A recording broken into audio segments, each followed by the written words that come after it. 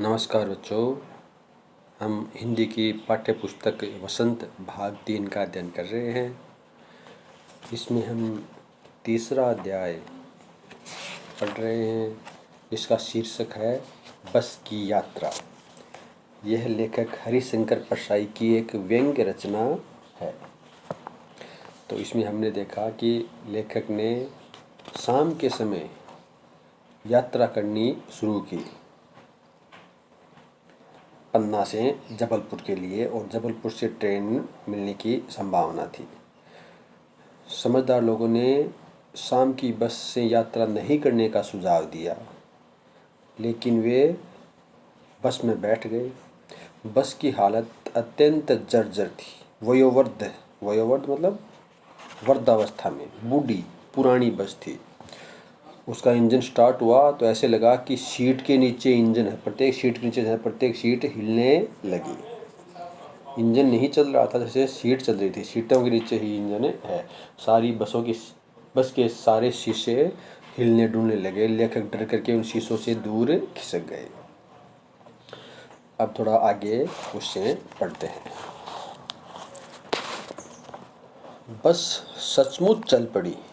मतलब लेखक को विश्वास नहीं था कि ये चल भी सकती है क्या, लेकिन सचमुच चल पड़ी। और हमें लगा कि ये गांधी जी के असहयोग और सविनय अवज्ञा आंदोलनों के वक्त अवश्य जवान रही होगी। यानी आज़ादी से पहले 1920 के समय के आसपास ये बस जवान रही होगी, मतलब इतनी पुरानी बस थी। उसे ट्रेनिंग मिल चुकी थी। हर हिस्सा दूसरे से असहयोग कर रहा था। असहयोग करना मतलब साथ नहीं देना। तो बस का एक हिस्सा दूसरे हिस्से के साथ नहीं दे रहा था। इतनी पुरानी, इतनी जर्जर वह हो चुकी थी। पूरी बस सविनय अवज्ञा आंदोलन के दौर से गुजर रही थी। सविनय अवज्ञा का मतलब है कि विनम्रता पूर्वक आदेश नहीं मानना। कोई भी आदेश दो कि तुम्हें ये करना है, तो वह विनम्रता पूर्वक उस आदेश की अवहेलना करता है। तो जब बस को चलने के लिए ड्राइवर आदेश देता है, आदेश मतलब उसमें गियर डाल करके आगे बढ़ाने का प्रयास करता है, लेकिन वह विनम्रता पूर्वक आगे जाने से इनकार कर देती है। मतलब आगे जाना बहुत उसके लिए मुश्किल है। कि क्या क्या सविनय अवज्ञा कर रहे हैं। सीट का बॉडी से असहयोग चल रहा है कि बस की जो बॉडी होती है, जो ढांचा होता है, उस ढांचे से सीट जुड़ी होती हैं, लेकिन वे असहयोग हैं आपस में। दोनों का कोई कॉम्बिनेशन, कोई तालमेल नहीं है। दोनों हिल रहे हैं अलग अलग, बॉडी अलग है, सीट अलग है। कभी लगता सीट बॉडी को छोड़कर आगे निकल गई है, कभी लगता कि सीट को छोड़कर बॉडी, बस की बॉडी आगे भागी जा रही है। 8-10 मील चलने पर सारे भेदभाव मिट गए। ये समझ में नहीं आता था कि सीट पर हम बैठे हैं या सीट हम पर बैठी है। तो ये मतलब उसकी बस की जर्जर पुरानी अवस्था पर लेखक थोड़ा कमेंट कर रहे हैं, व्यंग्य कर रहे हैं। एकाएक मतलब अचानक, सहसा बस रुक गई। मालूम हुआ कि पेट्रोल की टंकी में छेद हो गया है। जो नीचे होती है डीजल की, तेल की, पेट्रोल की टंकी होती है, उसमें छेद हो गया है। तो वह डीजल निकलना शुरू हो गया है, पेट्रोल निकलना। ड्राइवर ने बाल्टी में पेट्रोल निकालकर उसे बगल में, अपने सीट के जहाँ पर ड्राइवर बैठ के चलाता है ना, वहाँ बगल में रखा और नली डालकर इंजन में भेजने लगा। देखो नीचे होता है पेट्रोल की टंकी, वहाँ से एक नली के माध्यम से इंजन में पेट्रोल की सप्लाई आती है, पूर्ति आती है। लेकिन जब वह टंकी फूट गई तो ड्राइवर ने बाल्टी में पेट्रोल डाला और अपने पास रख ली पेट्रोल की बाल्टी, और उसमें से एक नली निकाल करके इंजन में देना शुरू कर दिया। यानी एक वैकल्पिक व्यवस्था शुरू कर दी। अब मैं उम्मीद कर रहा था कि थोड़ी देर बाद बस कंपनी के हिस्सेदार, मतलब जो पार्टनर हैं, वे इंजन को निकालकर गोद में रख लेंगे और उसे नली से पेट्रोल पिलाएंगे। जैसे माँ बच्चे के मुंह में दूध की शीशी लगाती है ना, वैसे ही जो बस के साझेदार हैं, पार्टनर हैं, वे इंजन को ही अपने गोद में रख लेंगे, और जैसे कोई माँ बच्चे को दूध पिलाती है, वैसे उसे इंजन के मुंह में पेट्रोल की नलकी डाल करके उसे चलाने का प्रयास करेंगे। तो ये भी उसकी बस की स्थिति की ओर व्यंग्य कर रहे हैं कि बस इतनी पुरानी थी, उसका इंजन इतना हिल रहा था बार बार। कभी कुछ टूट रहा था। अब देखो आगे, बस की रफ्तार गति अब 15-20 मील हो गई थी, 15-20 मील प्रति घंटा, कैन बस 15 मील 1 घंटे में। मुझे उसके किसी हिस्से पर भरोसा नहीं था। ब्रेक फेल हो सकता था, स्टीयरिंग टूट सकता था। प्रकृति के दृश्य बहुत लुभावने थे। जो बाहर रोड के दोनों ओर थे ना प्रकृति के दृश्य, वे बहुत ही सुंदर थे, मन भावन थे। दोनों तरफ हरे भरे पेड़ थे जिन पर पक्षी बैठे थे। मैं हर पेड़ को अपना दुश्मन समझ रहा था। जो भी पेड़ आता, अब हर पेड़ को दुश्मन क्यों समझ रहा था? क्योंकि जो भी पेड़ आता डर लगता, लेखक को डर लगता कि बस इससे टकराएगी। वह निकल जाता तो दूसरे पेड़ का इंतजार करता। झील दिखती तो सोचता कि बस इसमें गोता लगा जाएगी, गोता मतलब उसमें डूब जाएगी। तो जो भी प्रकृति की चीज़ें लेखक को दिखाई दे रही थी, मन भावन थी, सुंदर थी, लेकिन उनसे भी लेखक को डर लगने लगा। डर इसलिए लगने लगा क्योंकि वह डर रहा था कि ये जो सामने पेड़ खड़ा है ये बस जा कर के उस पेड़ से टकराएगी। ये जो सड़क के बाजू में बगल में झील है, ऐसा लगता है कि ये बस जा कर के उस झील में गोता डुबकी लगा जाएगी, क्योंकि बस बहुत ही पुरानी थी और वो ज़्यादा हिल डुल रही थी। लेखक को लग रहा था अभी इसका स्टीयरिंग टूट जाएगा, अभी इसकी बॉडी टूट जाएगी, अभी इसकी सीट टूट जाएगी। तो इस प्रकार का लेखक, अब इसका ब्रेक फेल हो जाएगा, हर बात से लेखक भयभीत हो रहा था। एकाएक फिर बस रुकी। पहले किस लिए रुकी थी? तेल की टंकी भी फूट गई थी। अब अचानक एकाएक सहसा फिर बस रुकी। ड्राइवर ने तरह तरह की तरकीबें, कोशिश, प्रयास किए, पर वह चली नहीं। सविनय अवज्ञा आंदोलन शुरू हो गया था, यानी विनम्रता पूर्वक उसने आगे जाने से इनकार कर दिया था बस ने। कंपनी के हिस्सेदार कह रहे थे, बस तो फर्स्ट क्लास है जी, ये तो इत्तेफाक की बात है। क्योंकि इस पहले कहा था ना कि ये बस चलती भी है, तो उसने कहा हाँ चलती क्यों नहीं, चलती है। अब वो चलना बंद कर दिया, बस ने खड़ी हो गई। तो उसके हिस्सेदार ने, पार्टनर ने, साझेदार ने क्या कहा, अरे भाई साहब बस तो फर्स्ट क्लास है, यानी एकदम बढ़िया है, एकदम अच्छी है, ये तो बस इत्तेफाक संयोग की बात है कि आज ये खराब हो गई है।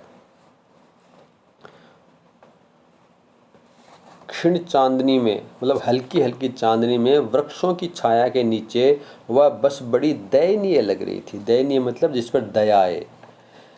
लगता जैसे कोई वृद्धा थक कर बैठ गई हो।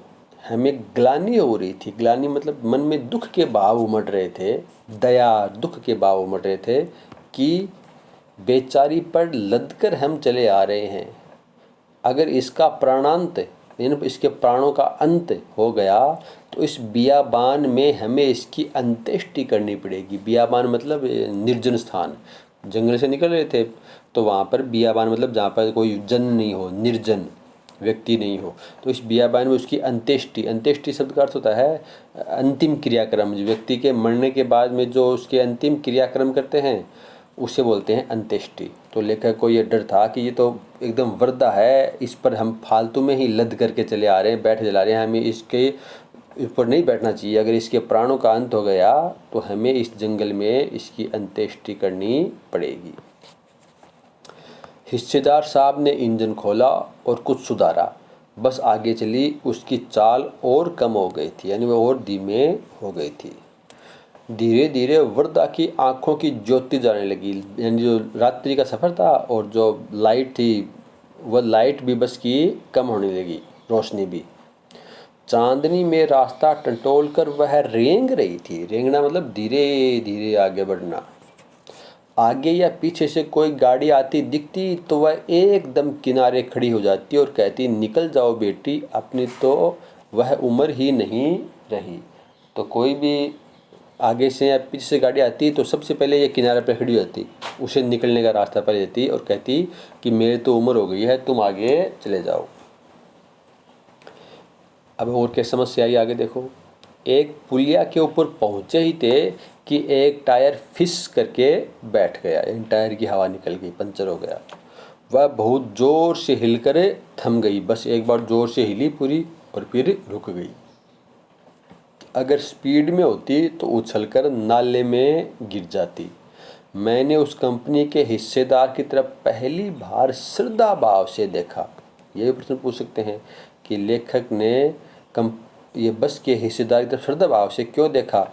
देखो क्यों देखा, क्योंकि वह टायरों की हालत जानते थे कि टायर कितने पुराने हो चुके हैं, फिर भी जान हथेली पर लेकर, यानी जान जोखिम में डालकर, जान संकट में डालकर वह इसी बस से सफ़र कर रहे थे। इसलिए लेखक ने उसकी ओर से श्रद्धा भाव से देखा, यानी उसकी ओर दया का भाव, थोड़ी आदर, इज्जत, दया का भाव आया कि मतलब बेचारे कैसे हैं, ये तो जानते भी हैं कि बस के टायरों की हालत बहुत ख़राब है, फिर भी इसी बस में यात्रा कर रहे हैं अपनी जान जोखिम डालकर। अगर बस के टायर ख़राब होंगे तो कहीं पर चलते बस में पंचर हो सकती है। अगर वो बस में गति में हो और टायर पंचर हो जाए तो बस दुर्घटना कर सकती है, वह पलट सकती है। फिर भी उसके जो हिस्सेदार हैं वह उसी बस में सफ़र कर रहे थे। इसलिए लेखक को बस के हिस्सेदार की तरफ श्रद्धा भाव से देखा। उत्सर्ग यानी अपने प्राणों का त्याग करने की ऐसी भावना दुर्लभ है। सोचा, इस आदमी के साहस और बलिदान भावना का सही उपयोग नहीं हो रहा है, यानी बहुत तो महान आदमी है, अपना प्राणों का भी त्याग करने के लिए तत्पर है। इसे तो किसी क्रांतिकारी आंदोलन का नेता होना चाहिए। क्रांतिकारी आंदोलन नेता कर सकता है जो अपने प्राणों का त्याग करने के लिए तत्पर रहे, वही तो क्रांतिकारी आंदोलन का नेतृत्व कर सकता है। तो ऐसा ही भावना उस बस के हिस्सेदार में भी लेखक ने महसूस की। अगर बस नाले में गिर पड़ती और हम सब मर जाते तो देवता बाहें पसारे उसका इंतजार करते, कहते वह महान आदमी आ रहा है जिसने एक टायर के लिए प्राण दे दिए, मर गया पर टायर नहीं बदला। ये लेखक ने व्यंग्य कर रहे हैं उस पर।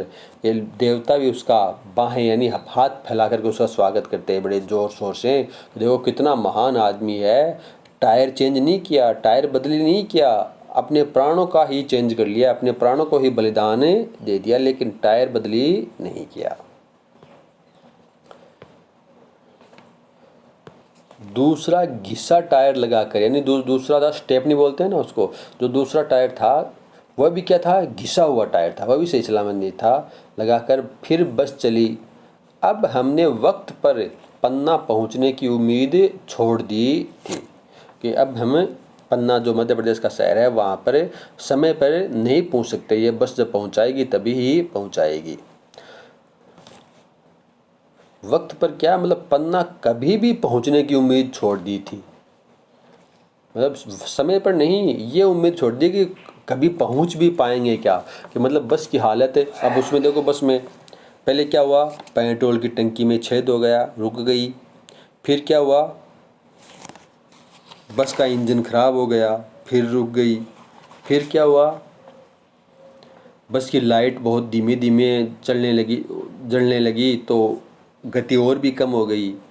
फिर उसका टायर पंचर हो गया। तो बार बार बस में कोई न कोई खराबी आ रही थी। इसलिए लेखक ने कभी भी पन्ना पहुंचने की उम्मीद छोड़ दी कि भाई इस जन्म में तो हम पन्ना पहुंच नहीं सकते, रास्ते में ही अपने प्राणों का अंत हो जाएगा।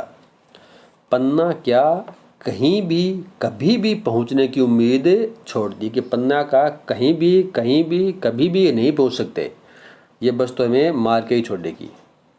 लगता था जिंदगी इसी बस में गुजारनी है और इससे सीधे उस लोक का प्रयाण कर जाना है। प्रयाण मतलब चले जाना है, कि जितनी बाकी ज़िंदगी बची है अब इस बस में निकलेगी और इस बस में से ही अपने प्राणों का अंत हो जाएगा।